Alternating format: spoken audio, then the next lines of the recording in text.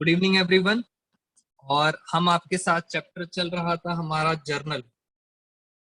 Journal entries की। हम आपके साथ डिस्कशन कर रहे थे, स्टेप बाय स्टेप मैं आपको अलग अलग तरह की जर्नल एंट्रीज डिस्कशन कर रहा हूँ। तो आज कुछ नया सीखते हैं जर्नल के अंदर। पहला पॉइंट आपके साथ हम डिस्कस करते हैं। First point, life insurance premium. Life insurance premium ₹5,000। Life insurance premium है 5,000, paid by cheque. Paid by cheque, बहुत ध्यान से समझेंगे। लाइफ इंश्योरेंस प्रीमियम 5,000 रुपए है, पेड बाय चेक। एक बात तो क्लियर है, अगर मैं एवरेज स्टूडेंट्स की बात करूं तो ध्यान से देखो, पे लिखा है और चेक से पेमेंट करी है। दोस्तों, एवरेज स्टूडेंट्स की बात करूं तो उनको इतना तो जरूर समझ आ जाएगा कि बैंक के अंदर पैसा क्या हो जाएगा, माइनस। क्योंकि पेमेंट आपने कहां से करी है, चेक से करी है। Very good. बैंक हमारी होती है एक असेट, और जल्दी से बताइए, असेट अगर माइनस होता है तो रूल क्या कहता है, क्रेडिट। एक बात तो सर समझ आ गई कि सर बैंक माइनस होगा और क्रेडिट होगा। इसका मतलब सर ये भी कंफर्म है कि अगर एक चीज क्रेडिट है तो दूसरी चीज डेबिट होगी। दोस्तों, ये भी कंफर्म है, अगर एक चीज क्रेडिट है तो दूसरी चीज क्या होगी, डेबिट होगी। अब सर ये अलग से मैंने आपके साथ क्यों डिस्कस किया, नाम पढ़े, लिखा है लाइफ इंश्योरेंस प्रीमियम। दोस्तों, जब भी लाइफ की बात आती है, लाइफ हमेशा इंसानों की होती है, ह्यूमन की लाइफ होती है।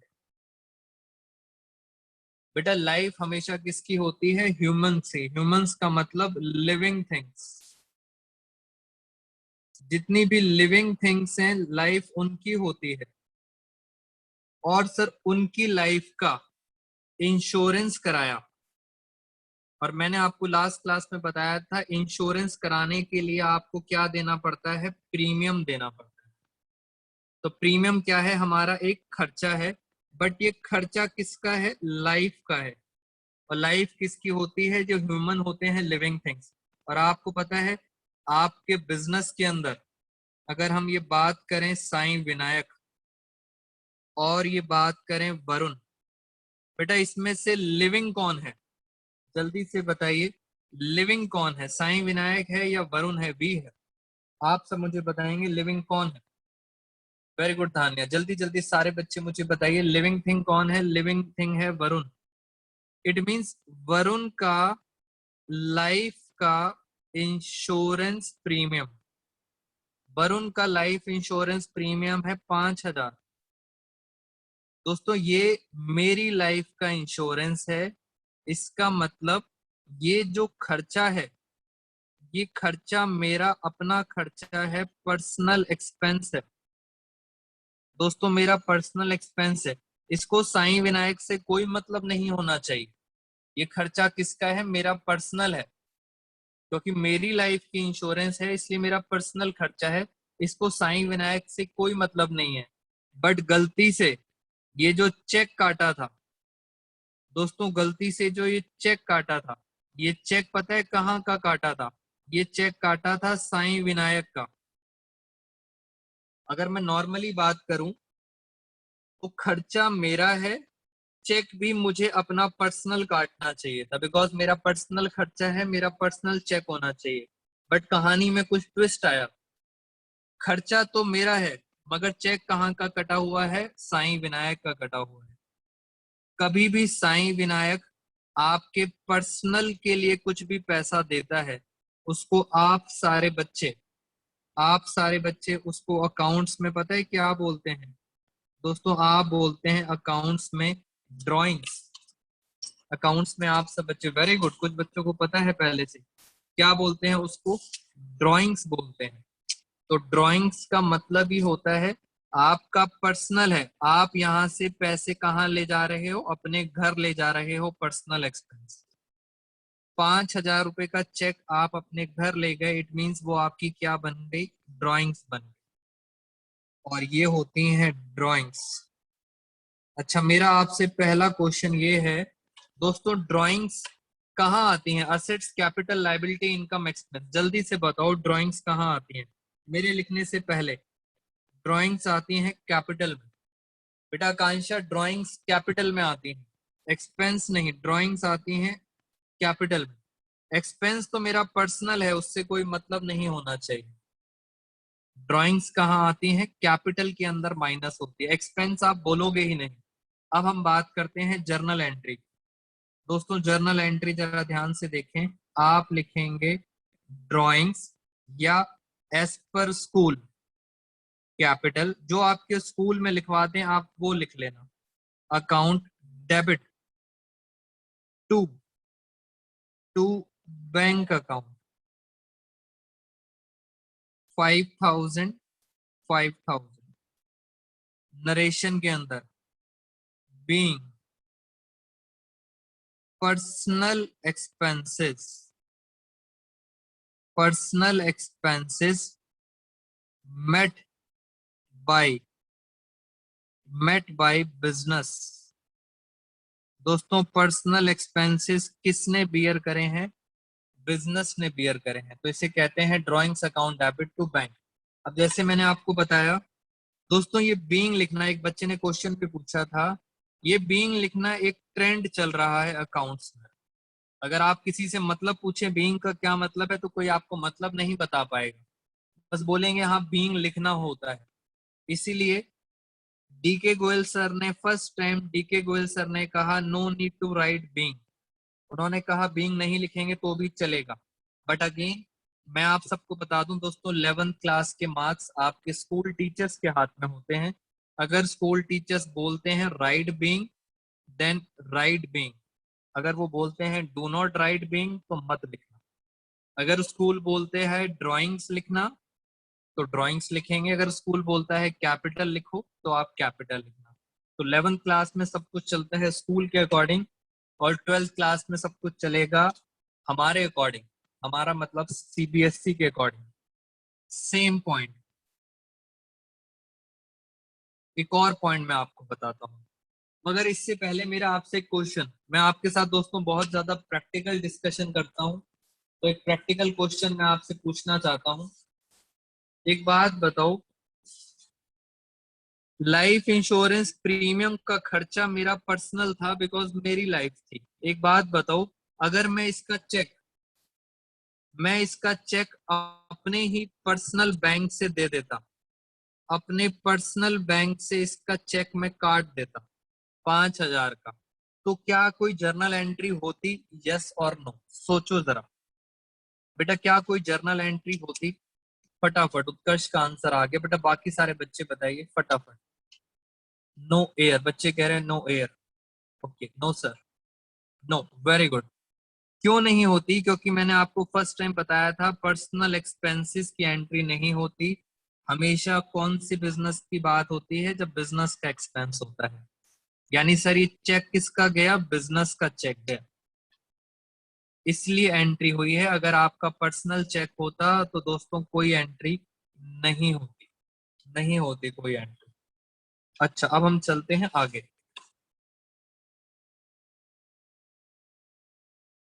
दोस्तों मेरे पास एक बच्चे का डाउट आया है, कशिश सचदेवा का। क्वेश्चन ये है कि सर इस ट्रांजैक्शन को पढ़ के कैसे पता लग रहा है कि सर ये चेक साईं विनायक क्या है, या सर ये चेक वरुण सर का है। दोस्तों बहुत वैलिड क्वेश्चन है। ये चेक साईं विनायक का है या वरुण सर का है, कैसे पता चल रहा है? तो मैं आपको बता दूं, नहीं पता लगेगा। 11th क्लास में दोस्तों नहीं पता लगता, इसलिए ये बोलते हैं कि ये साईं विनायक का है। अगर आप चाहें तो आप पेपर में लिख सकते हैं एजम्पशन, एजम्पशन लिख सकते हैं कि ये जो चेक है ये वरुण सर का है, hence no journal entry, hence no journal entry. दोस्तों ऐसे लिखने के लिए आपके अंदर गट्स होने चाहिए, क्योंकि आपके टीचर बोलेंगे ये क्या बातें कर रहे हो, बट इंफॉर्मेशन नहीं गिवन, तो आप एजम्पशन लिख सकते थे इसकी। मैं चलता हूं अब आपके साथ आगे। होप आपको मेरी बातें यहाँ तक समझ आ गई होंगी। जैसे ये लाइफ इंश्योरेंस प्रीमियम होता है, ऐसे ही एक और होता है जिसे कहा जाता है इनकम टैक्स। दोस्तों ये इनकम टैक्स भी जो लगता है, ये ओनर पे लगता है, मालिक पर, ओनर पे लगता है। ये इनकम टैक्स कभी भी साईं विनायक पर नहीं लगता। यानी जो इनकम कमाता है, इनकम कौन कमा रहा है? बिजनेस से मालिक कमा रहा है, इसलिए उसको टैक्स देना चाहिए। इट मीन सर ये जो इनकम टैक्स है ये ओनर का पर्सनल एक्सपेंस है। हमेशा याद रखना, साईं विनायक पर टैक्स नहीं लग रहा। टैक्स किस पे लग रहा है? ओनर पे। ओनर का ये पर्सनल एक्सपेंस है। अगर ओनर अपनी पॉकेट से, ओनर अपनी पॉकेट से ये पैसा पे कर दे, टैक्स का पैसा ओनर अपनी पॉकेट से गवर्नमेंट को दे दे, जल्दी बताएं, there is any entry? Yes और नो? क्या कोई एंट्री होगी बेटा? क्या कोई एंट्री होगी? अदिति का आंसर आ गया, वेरी गुड बेटा। फटाफट हातिम, सकीना, जल्दी जल्दी, रिया, तुष्टि, बेटा जल्दी से रिप्लाई करो। धीरे धीरे करके ट्रांजेक्शन मुश्किल होती जाएंगी। बच्चे कह रहे हैं no, no entry, no journal entry. अगर अपनी पॉकेट से दिया, बट कहानी वहीं आ गई, सर अगर ये एक्सपेंस साईं विनायक ने पे कर दिया, साईं विनायक ने पे कर दिया, मान लेते हैं इनकम टैक्स था 20,000 और साईं विनायक ने पे कर दिया, साफ ऊपर वाली कहानी बन गई। सर इसका मतलब ओनर का एक्सपेंस था, पे करा साईं विनायक ने, दिस इज कॉल्ड ड्रॉइंग्स। बेटा दिस इज कॉल्ड ड्रॉइंग्स। तो ड्रॉइंग्स की जर्नल एंट्री मैंने अभी अभी आपको ऊपर बताई थी, ड्रॉइंग्स अकाउंट डेबिट, और as per your school capital account debit. 2, payment किससे करी? अगर कैश में करी है तो कैश का नाम आ जाएगा, और अगर आपने पेमेंट चेक से करी है, दोस्तों चेक से करी है तो चेक का नाम आ जाएगा। डिपेंड करता है क्वेश्चन में पेमेंट कैश में करी है या चेक में करी है। जो क्वेश्चन में लिखा होगा उसके अकॉर्डिंग आप चलेंगे, आइदर कैश और आइदर चेक। चलिए जल्दी बताइए मुझे, do you have any doubts in these 2 points? फटाफट फ्रेंड्स, सारे अच्छे अच्छे पॉइंट्स आपको याद रखने हैं, जल्दी जल्दी मुझे बताइए, एनी डाउट्स? बेटा मैं वेट कर रहा हूं, अगर किसी बच्चे का डाउट है तो मुझे जल्दी से बताइए।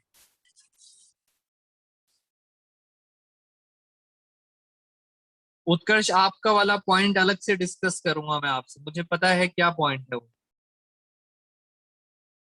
मैं अलग से डिस्कस करूंगा उत्कर्ष। मैं रिसर्च कर रहा हूँ उस पॉइंट के ऊपर, डोंट वरी। अच्छा एक और मेरे पास क्वेश्चन आ गया है डाउट का, उसको भी ले लेते हैं जरा। डाउट है हमारे पास, उत्कर्ष का डाउट था वो तो खत्म हो गया। एक और डाउट एक बच्चे ने पूछा था, धान्य अभी आपने एक डाउट पूछा था वो कहाँ गया? डाउट इसमें आ नहीं रहा।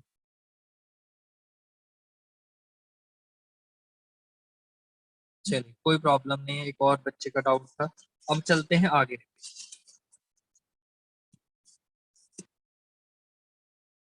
एक और पॉइंट मुझे आपको सिखाना था, जरा उसके डिटेल डिस्कशन करते हैं, नया पॉइंट आज की क्लास में। यस धान्या, इनकम टैक्स हो या लाइफ इंश्योरेंस प्रीमियम हो, नॉर्मली बिजनेस पे करता है। हम ऐसा मान के चलते हैं, हम ऐसा मान के चलते हैं कि पे कौन करता है? बिजनेस पे करता है। और अब स्टार्ट करते हैं हम डिस्काउंट के बारे में। डिस्काउंट, दोस्तों डिस्काउंट का सिंपल भाषा में मतलब होता है छूट। आपको कुछ डिस्काउंट मिल रहा है। समटाइम्स कुछ लोग इसको यूज करते हैं as rebate, although there is some technical difference in both the terms. थोड़ा सा टेक्निकल डिफरेंस होता है, बट कुछ लोग इसको सेम लेके चलते हैं, डिस्काउंट और रिबेट। और डिस्काउंट का आपको सबको पता है, सब आजकल डिस्काउंट मांगते हैं। डिस्काउंट का मतलब होता है छूट। डिडक्शन इन प्राइस, ये लो बच्चे ने बता दिया। रिडक्शन, रिडक्शन या डिडक्शन इन प्राइस, प्राइस के अंदर कुछ रिडक्शन होती है तो उसको कहा जाता है डिस्काउंट। और रिबेट का मतलब है reduction in price because of poor quality. यानी मैंने आपको थोड़ा सा आइडिया दे दिया है, सामान अगर बहुत खराब है, पुअर क्वालिटी का है, तो उसको बोला जाता है रिबेट। अब चलते हैं जरा डिस्काउंट के पॉइंट के ऊपर। दो डिस्काउंट है, वेरी गुड नकुल। एक डिस्काउंट होता है trade discount,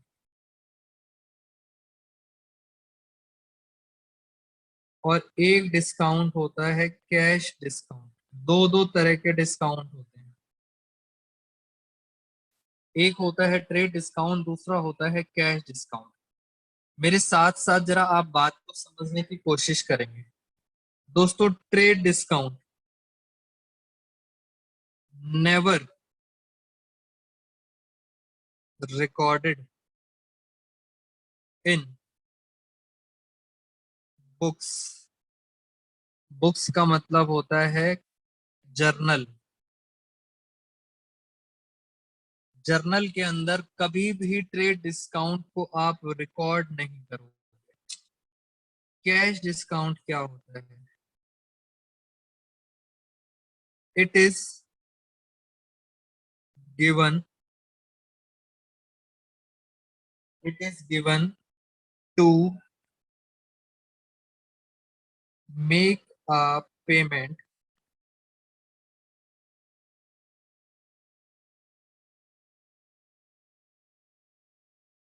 it is given to make a payment on early basis।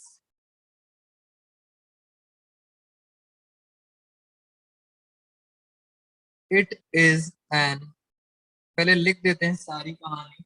it is an additional discount, it is an additional discount। Additional discount का मतलब over and above trade discount. मैंने जो भी कहानी अभी लिखी है, अभी आपको सब समझाता हूँ क्या है। पहली बात, कैश डिस्काउंट जो होता है इसको हम रिकॉर्ड करते हैं, रिकॉर्ड करते हैं। ट्रेड डिस्काउंट को हम रिकॉर्ड नहीं करते हैं। कैश डिस्काउंट होता है it is given to make a payment on early basis. जितनी जल्दी आप पेमेंट कर दोगे उतना ज्यादा आपको कैश डिस्काउंट मिलेगा। It is an additional discount, it means trade तो मिलेगा ही मिलेगा, उसके ऊपर ओवर एंड अबव उसके ऊपर आपको एक और डिस्काउंट मिलेगा, कैश डिस्काउंट। अब सर एक स्टार डाल के एक और बात समझाते हैं, ये ट्रेड डिस्काउंट क्या होता है। ट्रेड डिस्काउंट क्या होता है इसको बताता हूं मैं। Trade discount is given to increase, trade discount is given to increase the sales volume। बेटा सेल्स को बढ़ाने के लिए उसको बोला जाता है ट्रेड डिस्काउंट। अभी तो हमने सारी आपसे बुकिश बातें करी हैं, अब हम चलते हैं आपके साथ प्रैक्टिकल बात, और आप बच्चे बहुत ध्यान से समझेंगे। दोस्तों, ये डिस्काउंट का जो मैं ट्रीटमेंट बता रहा हूँ, आपके पास एक चैप्टर आएगा, चैप्टर नंबर 11, जिसका नाम है सब्सिडरी बुक्स अदर बुक्स। उसके अंदर भी ये काम आएगा। तो इसको जरा बात को समझते हैं होता क्या है। पहले मैं आपको जरा मीनिंग समझा देता हूँ। जैसे सर हमारे वहां पे एक फेमस मार्केट है लाल क्वार्टर। लाल क्वार्टर एक फेमस मार्केट है गारमेंट्स का। हर दुकान के बाहर लिखा होता है कि आपको डिस्काउंट मिलेगा 20%। हर शॉप के बाहर 20% डिस्काउंट है, 30% डिस्काउंट है। कुछ लोगों ने लिखा है 50% डिस्काउंट है। तो ये जो डिस्काउंट वो लिखते हैं बेसिकली ये अट्रैक्ट करने के लिए लिखते हैं। अट्रैक्ट किसको अट्रैक्ट करना है? इनको, कस्टमर्स को। और ये जो डिस्काउंट है ये सबको मिलता है, कोई भी आ जाए। इसका मतलब ऐसा नहीं है अगर मैं जाऊंगा तो वो बोलेंगे अच्छा आप सीए हो इसलिए हम आपको डिस्काउंट दे रहे हैं, और आप अगर स्टूडेंट जाओगे तो वो बोलेंगे 11th क्लास के बच्चे हैं आपको नहीं मिलेगा। ऐसा बिल्कुल नहीं है। This discount available to everyone, ये सबको मिलता है डिस्काउंट, एवरीवन। तो ये जो डिस्काउंट होता है this is called trade discount which is available to everyone, सबको मिलता है। पर्पस होता है इंक्रीज द सेल्स वैल्यू। मान लेते हैं इसकी एमआरपी, दोस्तों एमआरपी आप सब बच्चों को पता है। एमआरपी होता है जो टैग प्राइस होता है, जैसे आप कुछ भी खरीदते हैं उस पर एक टैग लगा होता है। मान ले टैग लगा हुआ है 10,000 रुपए का सामान पर, ये तो एमआरपी है। आपका पहला क्वेश्चन होता है कि दुकान के बाहर डिस्काउंट लिखा था, ये डिस्काउंट सबको मिलेगा, this is called trade discount. कितना मिल गया? 20%। तो 10,000 का 20% 2,000। इट मीन्स आपको सामान कितने का मिलेगा? 8,000। तो 8,000 का जो सामान होता है इसको बोला जाता है फाइनली सेल वैल्यू। ये सेल वैल्यू है आपकी। अब एक और डिस्काउंट मिलेगा, एडिशनल डिस्काउंट। बट वो डिस्काउंट कब मिलता है? जब आप उनको पेमेंट कर देते हो अर्ली बेसिस पर। अगर आपने ये सामान उधार पे खरीदा तो दोस्तों आपको 8,000 रुपए ही देने पड़ेंगे। बट अगर उन्होंने कहा, आपको वो कंडीशन देते हैं, उन्होंने कहा अगर आप for example I am taking just example कि अगर आप 30 डेज के अंदर पेमेंट कर देते हो, या एक कुछ और भी एग्जाम्पल ले सकते हैं कि अगर आप 10 डेज के अंदर पेमेंट कर देते हो तो हम आपको एक और फर्दर डिस्काउंट देंगे। बट कंडीशन क्या है? आपको 10 डेज के अंदर पेमेंट करनी पड़ेगी। अगर आप 10 डेज के अंदर पेमेंट कर देते हो तो आपको एक एडिशनल डिस्काउंट मिलेगा और उसका नाम होता है कैश डिस्काउंट। अगर आप उधार पे खरीदेंगे कोई डिस्काउंट नहीं मिलेगा, 8,000 रुपए का सामान लेना पड़ेगा। आई रिपीट, अगर आप सामान उधार पे खरीदेंगे 8,000 का सामान खरीदना पड़ेगा। बट अगर आप पेमेंट 10 डेज में कर देते हैं, ये कंडीशन पे डिपेंड करता है, अगर आप पेमेंट 10 डेज पे कर देते हैं तो वो आपको ऑफर कर रहे हैं 5% का और डिस्काउंट। दोस्तों 5% का और डिस्काउंट अगर वो देंगे, अगर आप पेमेंट 10 डेज में कर दोगे तो इसका 5% होता है 400 रुपए। तो फाइनली आपको पता है कितने पैसे देने पड़ेंगे? आपको देने पड़ेंगे 7,600 पे करना पड़ेगा। तो सर ये जो कंडीशन होती है दोस्तों, ये कंडीशन सबकी अलग अलग होती है, और आप बच्चों को कैसे पता चलेगा? आपको क्वेश्चन में गिवन होगा, उस कंडीशन के अकॉर्डिंग चलेगा। तो ये मैंने आपको हल्का सा इसका मतलब बताया, ट्रेड डिस्काउंट, कैश डिस्काउंट क्या होता है। मैं कुछ क्वेश्चंस कराता हूँ, इसी की जरा बात करते हैं। ध्यान से देखो इसकी जर्नल एंट्री क्या होगी। पहली बात, हम ध्यान से चलते हैं। Trade discount never recorded in the books, यानी सर ट्रेड डिस्काउंट कभी रिकॉर्ड नहीं होगा। इसका मतलब एक बात तो सर क्लियर है, आपको हमेशा यहां से चलना है आगे, इसके ऊपर मत जाना, इसके नीचे चलना। ऊपर की चीज रिकॉर्ड नहीं होती, नीचे की चीज है। आपने सामान खरीदा 8,000 रुपए का, या किसी ने सामान बेचा, कितने में बेचा? सामान बेचा 8,000 रुपए में। तो मैं आपको समझा देता हूं, मैं भी आपको मीनिंग समझाता हूँ ध्यान से। मैं एक और एग्जांपल लेके चलता हूँ, आपको आराम से समझ आ जाएगा, डोंट वरी, हैव पेशेंस, बेटा डाउट्स लूंगा। ये है एक मिस्टर ए, ये है मिस्टर ए और ये है मिस्टर बी। मिस्टर ए है सेलर और मिस्टर बी है बायर।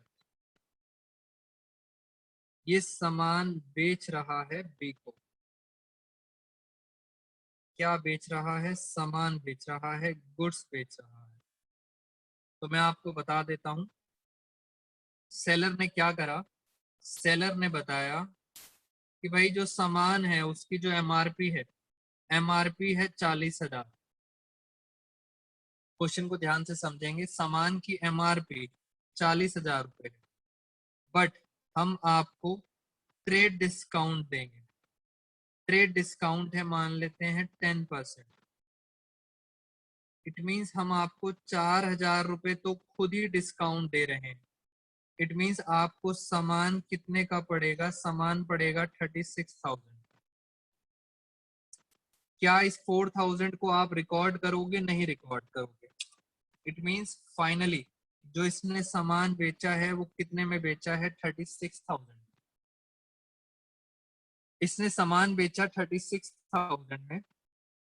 अगर बायर ने ये सामान उधार पे खरीदा, क्रेडिट पे क्या करा? परचेज करा। इसने सामान क्रेडिट पे परचेज किया। पता है ये जर्नल एंट्री क्या करेगा? दोस्तों ध्यान से, इसने सामान कितने का खरीदा? 36,000 में। ये एंट्री क्या करेगा? ये करेगा परचेज अकाउंट डेबिट। दोस्तों इसने परचेज करा है सामान, क्योंकि 4,000, ये 4,000 कभी रिकॉर्ड नहीं होता। सीधा रिकॉर्ड क्या वैल्यू होती है? 36,000। और सर ये उधार में खरीदा है। किस पे खरीदा है? क्रेडिट पे। किससे खरीदा है? आपको पता है इसने सामान किससे खरीदा है? ए से। तो यहाँ पे आ जाएगा 2A। कितने का सामान? 36,000। मैं आप सब बच्चों से पूछ रहा हूं। वेरी गुड, समीक्षा ने बता दिया। दोस्तों ए कौन है? बी के लिए ए कौन है? डेटर है या क्रेडिटर है? एक बार आप सब बच्चे मुझे बता दें, बी ने सामान परचेज करा है, डेटर है या क्रेडिटर है? मैं आपकी हेल्प कर देता हूँ। ये लो, मैंने आपकी हेल्प कर दी। बेटा डेटर है या क्रेडिटर है? नकुल चावला ध्यान से। क्रेडिट पे सामान जब हम खरीदते हैं, उधार पे खरीदते हैं, तो वो हमारे कौन हो जाते हैं? वो हमारे हो जाते हैं क्रेडिटर्स। बेटा सामान जब हम खरीदते हैं तो वो हमारे कौन हो जाते हैं? क्रेडिटर्स। लायबिलिटी होती है। अब क्वेश्चन ये है, इसने सामान क्रेडिट पे बेचा है, क्रेडिट सेल्स करी है इसने। दोस्तों क्रेडिट में सामान बेचा है, पता है ये क्या जर्नल एंट्री करेगा? ये लिखेगा सेल हमेशा क्या होती है? गुड्स जाते हैं। गुड्स जाते हैं तो क्या करते हैं? सेल्स अकाउंट को क्रेडिट करते हैं। गुड्स जा रहे हैं। ऊपर किसका नाम लिखेगा? ऊपर लिखेगा बी का नाम। पता है बी कौन बन गया? बी इसके लिए बन गया डेटर। डेटर अकाउंट डेबिट, क्योंकि आपने सामान बेचा है। जब आप उधार पे बेचते हो तो वो क्या बन जाते हैं? आपके डेटर। और जब खरीदते हो तो क्या बन जाते हैं? क्रेडिट। तो ये दोनों एंट्रीज होती हैं क्रेडिट पर। कहानी को और आगे लेके चलते हैं। ये ट्रांजैक्शन तब करेंगे जब क्रेडिट ट्रांजैक्शन होगी। बेटा आगे बढ़ने से पहले मैं चाहता हूं, पहले if you have any doubts, क्योंकि टेक्निकल चीजें हैं, एनी डाउट्स तो आप मुझे यहाँ पे रोक सकते हैं। मुझे एक बार बता दीजिए so that I can move further. Any doubts in this?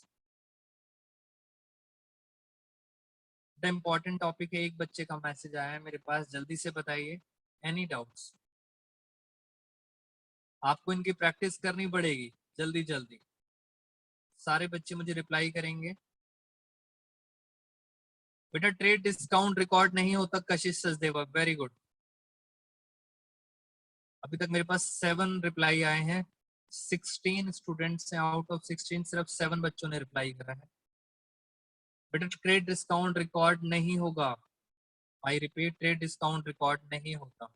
और कॉन्सेप्चुअल है इसलिए थोड़ा सा टाइम लगाएंगे। चलिए अब सारे बच्चों का आंसर आ गया है, नो डाउट्स।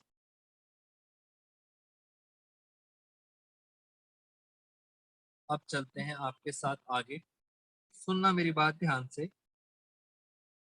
इस चीज को और आगे लेके चलते हैं। ए ने कहा, एक कंडीशन लगा दी, स्टार डाल के कंडीशन लगा दी, इफ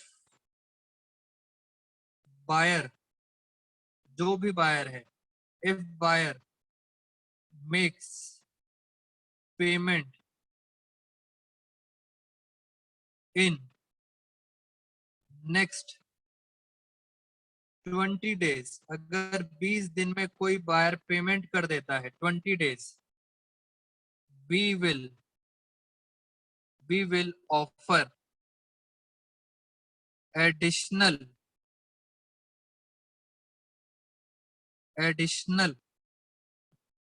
कैश डिस्काउंट,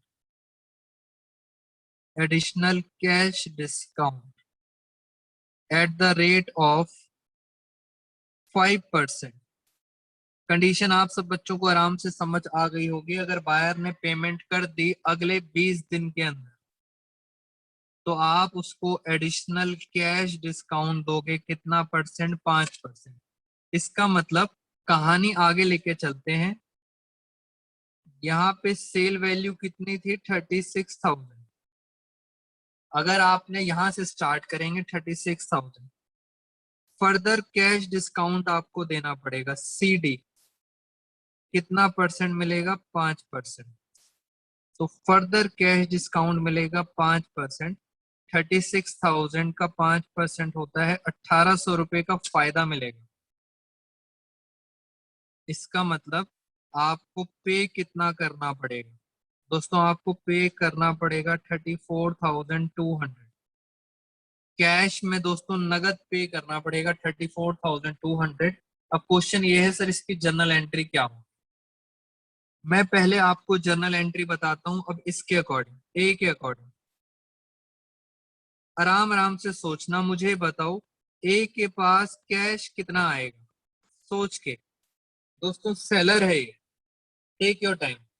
ए के पास कैश कितना आएगा जब ये सामान बेचेगा?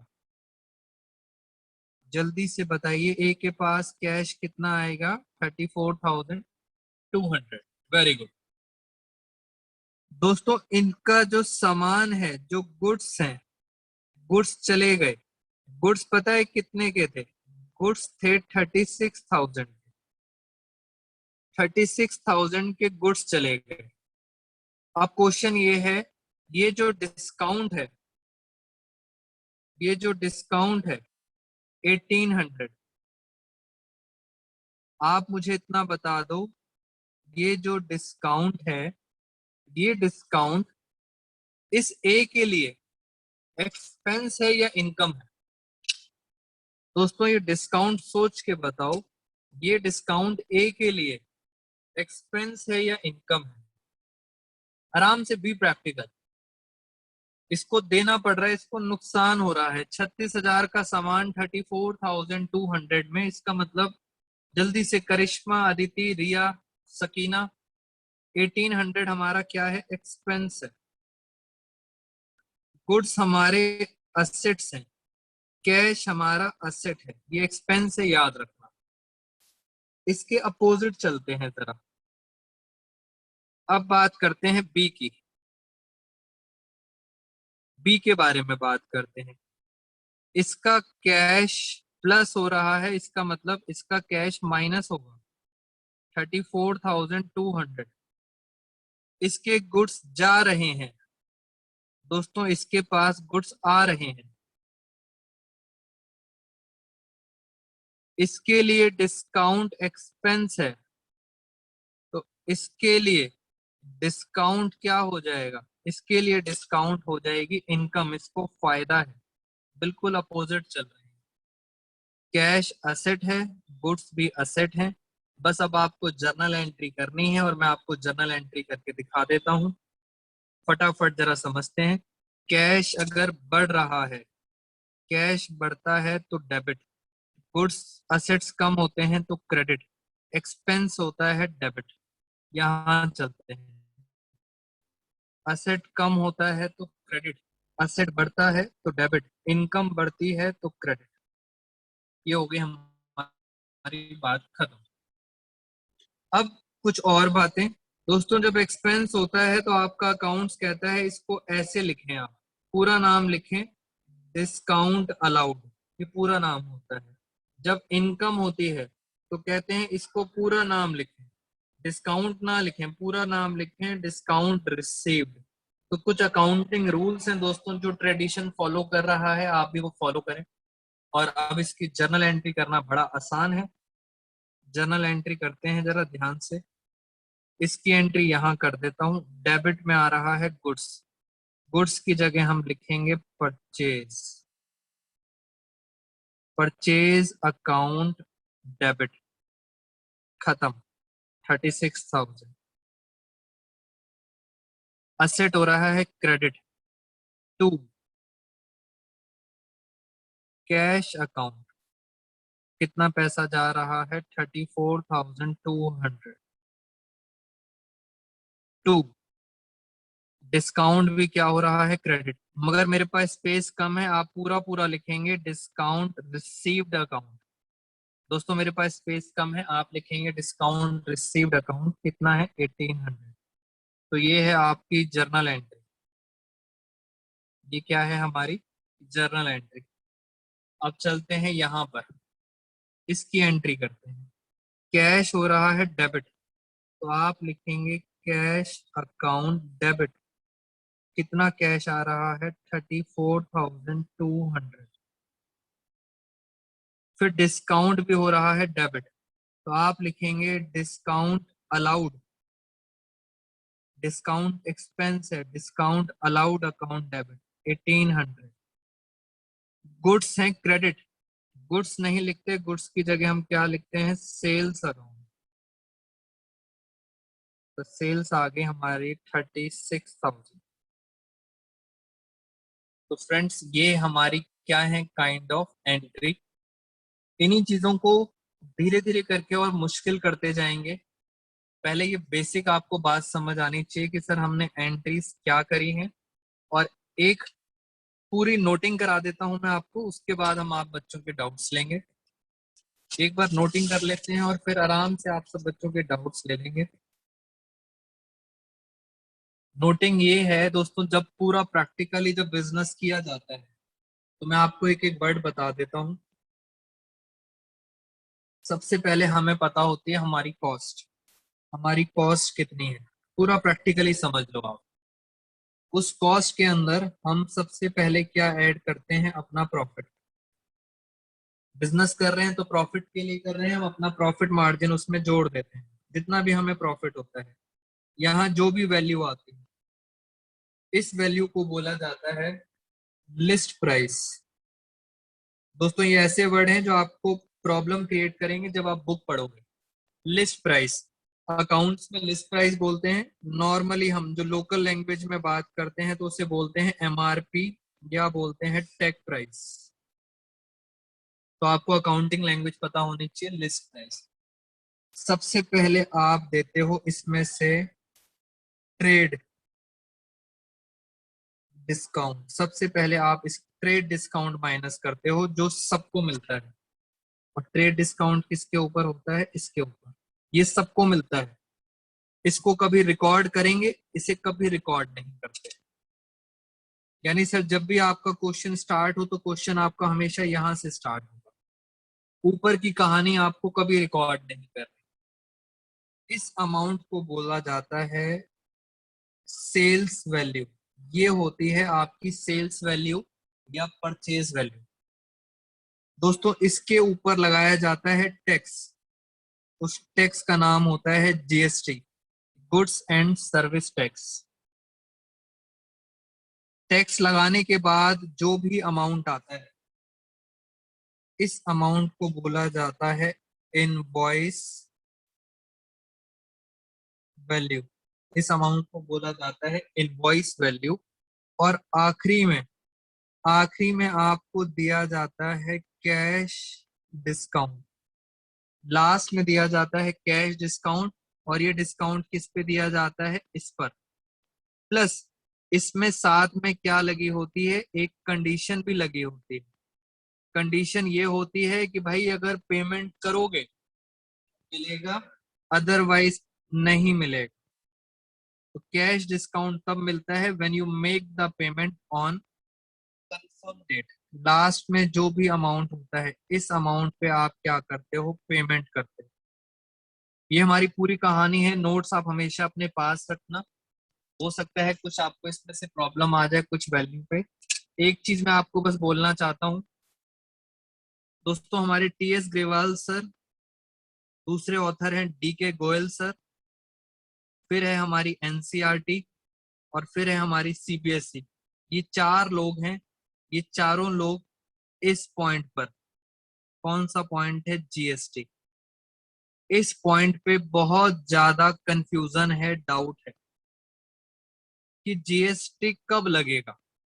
क्या जीएसटी आखिरी में लगेगा या जीएसटी पहले लगेगा या जीएसटी यहां लगेगा, इसमें बहुत ज्यादा डाउट है।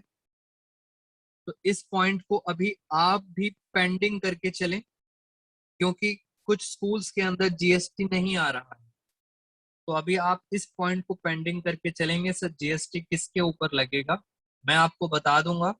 ये सारा कुछ डिपेंड करता है आपके स्कूल पे कि स्कूल किस किस वैल्यू पे लगा रहा है। तो till the time don't cram कि सर जीएसटी यहाँ लगता है। ये मैंने आपको एक बेसिक रूल बताया है, बट आप जीएसटी को अभी डाउट लेके चलेंगे। जब तक जीएसटी आपके स्कूल में कंफर्म नहीं हो जाता तब तक हम जीएसटी के क्वेश्चन नहीं करेंगे। इसके साथ साथ फ्रेंड्स, मेरी आज की क्लास यहीं पे ओवर होती है। अब हम लेंगे आपके दोस्तों डाउट्स।